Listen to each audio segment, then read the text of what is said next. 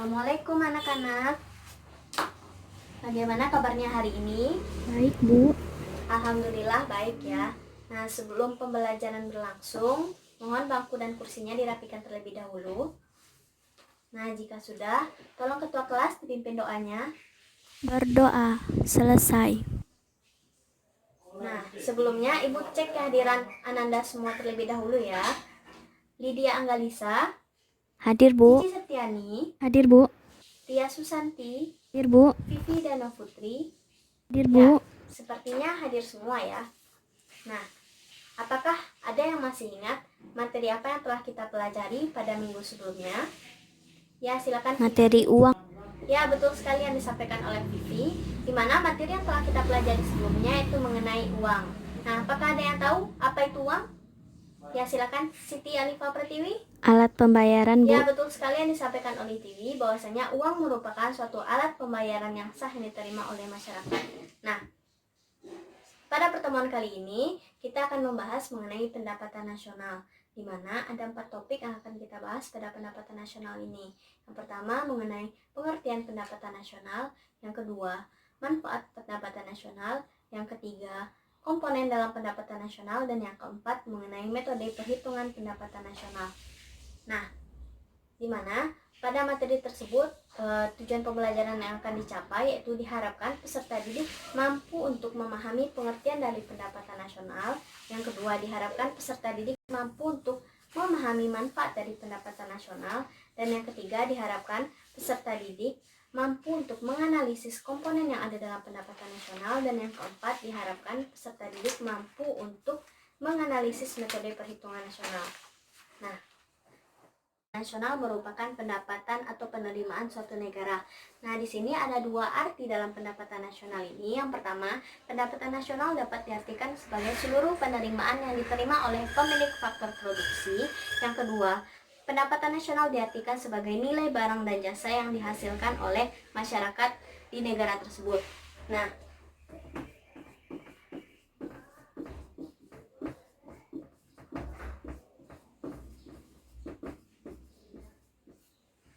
materi kita mengenai pendapatan nasional. Apakah ada yang ingin ditanyakan mengenai pengertian pendapatan nasional tadi?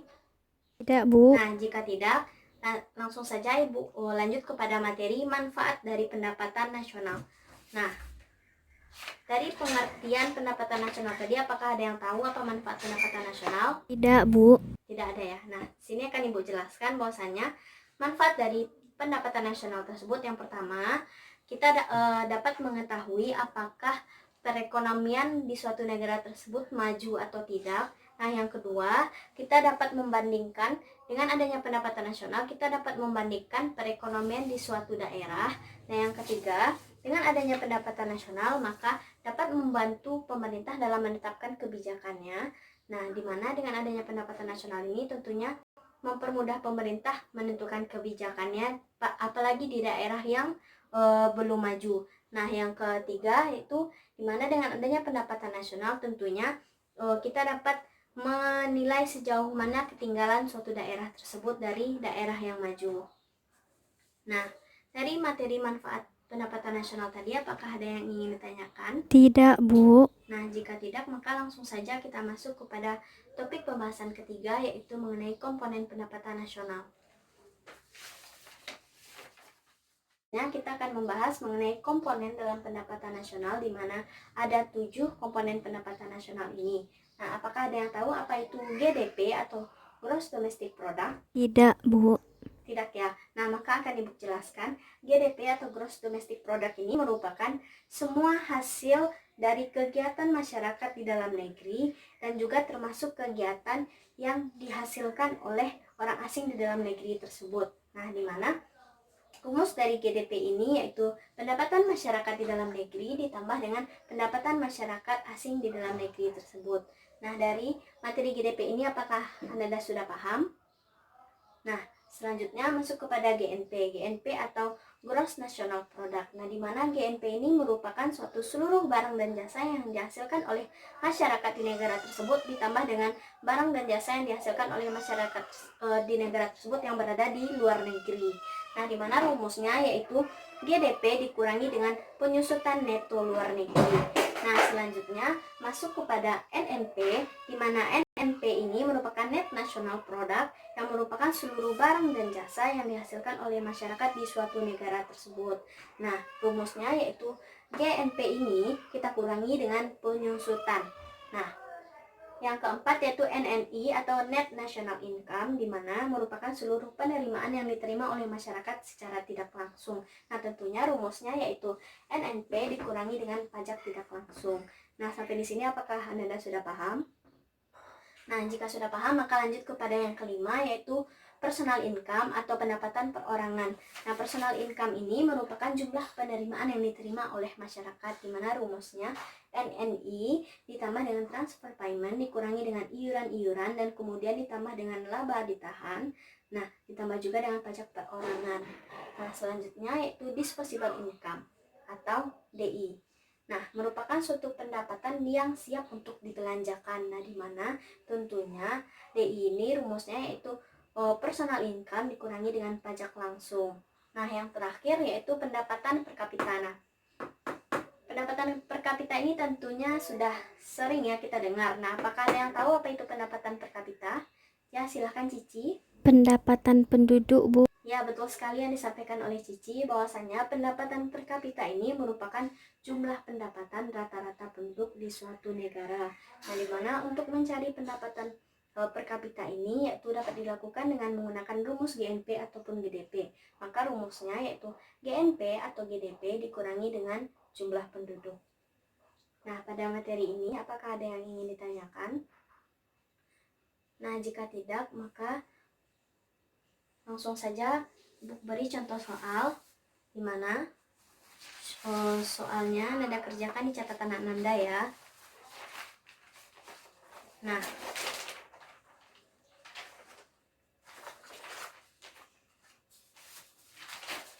di mana jumlah GNP itu sebesar 30 miliar rupiah, jumlah penyusutan sebesar 700 juta rupiah, pajak tidak langsung sebesar 50 juta rupiah. Nah, pertanyaannya silakan Anda cari nilai dari NNI. Ibu berikan waktu selama 5 menit. Nah, waktunya sudah habis ya. Nah, siapa yang mau menjawab ke depan pertanyaan yang barusan Ibu kasih? Saya, Bu. Ya, silakan kepada Anissa.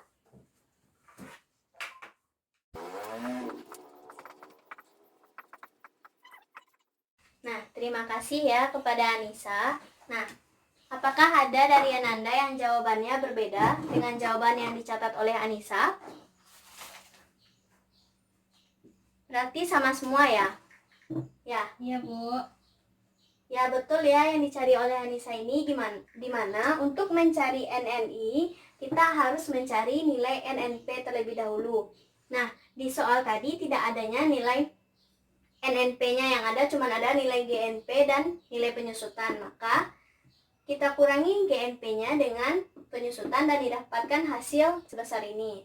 Nah, selanjutnya baru kita mencari nilai NNI-nya dengan cara yaitu hasil dari NNP ini kita kurangi dengan pajak tidak langsung. Nah, hasilnya sudah betul ya. Nah, oke, sepertinya Ananda sudah paham untuk penjelasan ini. Nah, sebelumnya apakah ada yang ingin ditanyakan? Tidak, Bu. Nah, jika tidak, maka selanjutnya Ibu akan membentuk kalian menjadi 3 kelompok, di mana pada kelompok ini Ibu menggunakan metode jigsaw. Nah, nantinya Ibu akan membentuk kalian dari kelompok asal. Nah, kalian akan berpencar ke kelompok lainnya yang nantinya akan menjadi kelompok ahli. Nah, silakan dimulai dari Cici terlebih dahulu berhitung. 1, Ya, 2, Ya. 3, ulang lagi dari 1. 1. Ya, betul. 2, 3, Ya, lagi. 1, Ya. 2, 3. Ya, sudah dibagi ya, berarti satu kelompok terdiri dari 3 orang. Nah, silakan Ananda semua duduk per kelompoknya. Nah, untuk kelompok 1 silakan dicari materi mengenai pendekatan produksi ini. Nah, Ananda cari contoh soalnya dan rumusnya serta penjelasannya. Nah, begitu juga dengan kelompok kedua dan ketiga. Namun perbedaannya, kelompok 2 mencari mengenai pendekatan pendapatan dan kelompok ketiga mencari mengenai pendekatan pengeluaran. Nah, apakah ada yang ingin ditanyakan sebelum diskusi kelompok dilakukan? Tidak, Bu. Nah, jika tidak, berikan waktu 15 menit Ananda untuk berdiskusi.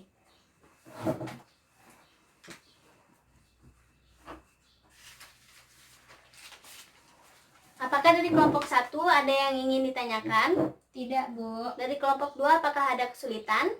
Tidak, Bu. Kelompok 3 bagaimana? Tidak ada kesulitan, Bu. Oke, baik. Waktu kita tinggal 5 menit lagi ya.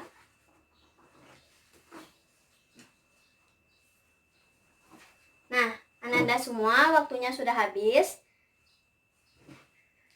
Nah, silakan Ananda semua anggota kelompok dari masing-masing kelompok tersebut berpencar ke kelompok lainnya. Misalkan Tiwi masuk ke kelompok 2, Lydia masuk ke kelompok 3, dan Cici tetap di kelompoknya. Nah, silakan dilakukan untuk memperhemat waktu. Nah, jika sudah, silakan Ananda semua diskusikan materi yang telah Ananda cari di kelompok asal tadi. Dan Ananda jelaskan kepada teman-teman Ananda di kelompok ahli ini. Nah, Ibu beri waktu sekitar 10 menit. Baik, Bu. Apakah sudah selesai diskusinya, anak-anak semua? Sudah, Bu. Nah, jika sudah, maka selanjutnya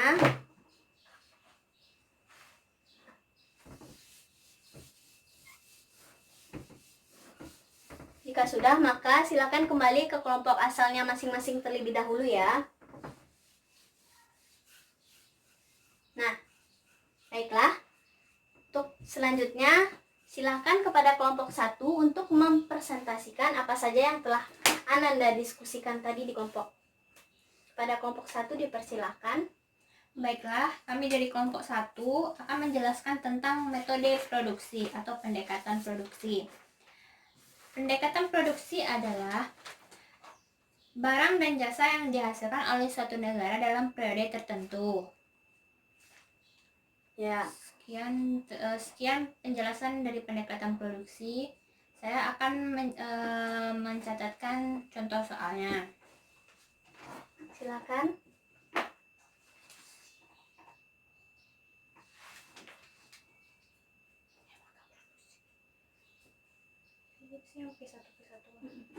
Nah, kepada kelompok lain mohon diperhatikan ya.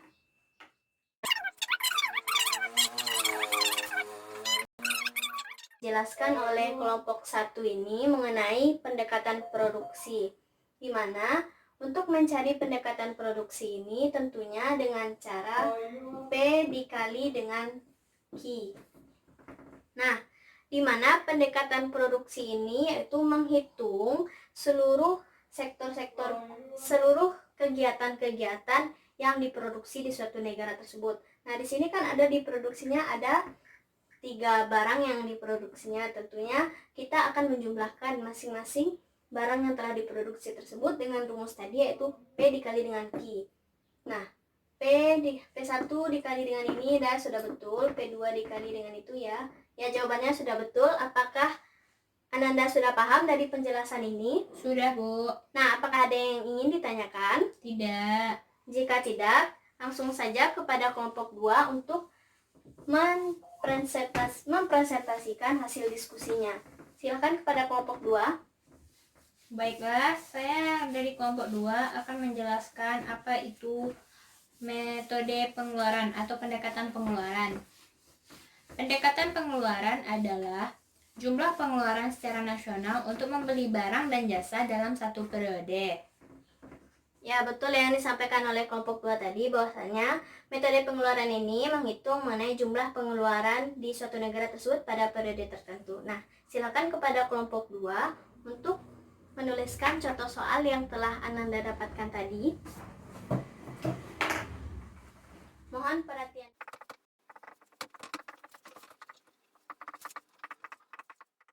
Ya, terima kasih kepada perwakilan kelompok 2. Nah, sudah bagus sekali ya penjelasan yang dipaparkan oleh kelompok 2 ini, di mana untuk mencari pendapatan nasional melalui pendekatan pengeluaran ini rumusnya yaitu C ditambah I ditambah G ditambah X kurang M. Nah, tadi sudah dijelaskan oleh kelompok 2 bahwasanya pendekatan pengeluaran ini merupakan suatu pengeluaran di suatu negara. Nah, untuk mempermudah Ananda semua dalam mengingat rumus ini, maka Ibu ada rumus yang sangat mudah untuk dihafal, yaitu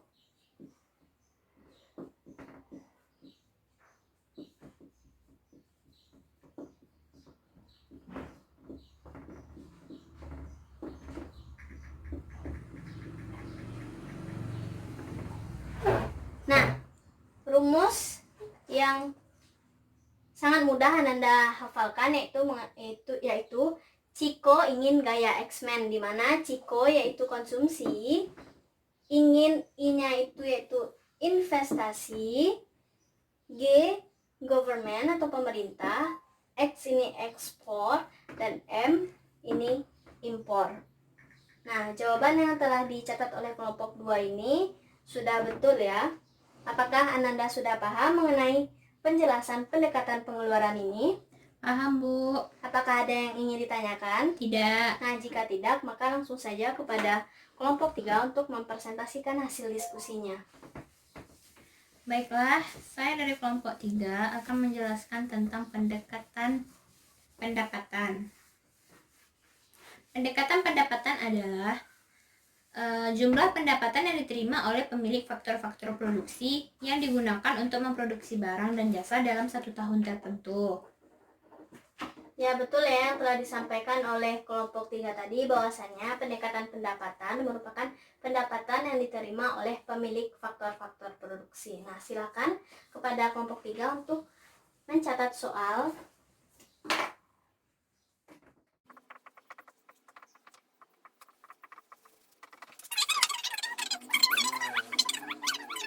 Hasil 555.000.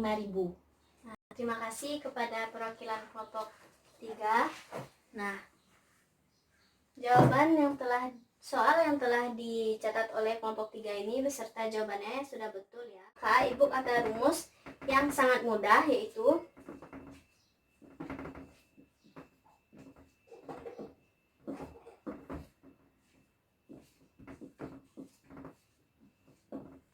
Wani Piro, di mana Wani ini wage, upah, P profit atau laba, I itu interest yaitu bunga, dan R ini rent yaitu sewa tanah. Ya. Nah, dari penjelasan ini apakah Ananda semua sudah paham? Sudah, Bu. Nah, jika sudah, apakah ada yang ingin ditanyakan? Tidak, Bu. Nah, jika tidak, maka sepertinya dengan waktu kita sudah hampir habis ya. Bisa menyimpulkan apa yang telah kita pelajari dan apa yang telah Ananda dapatkan dalam pelajaran hari ini. Saya, Bu. Ya, silahkan Siti Alifah. Pendapatan nasional. Cici.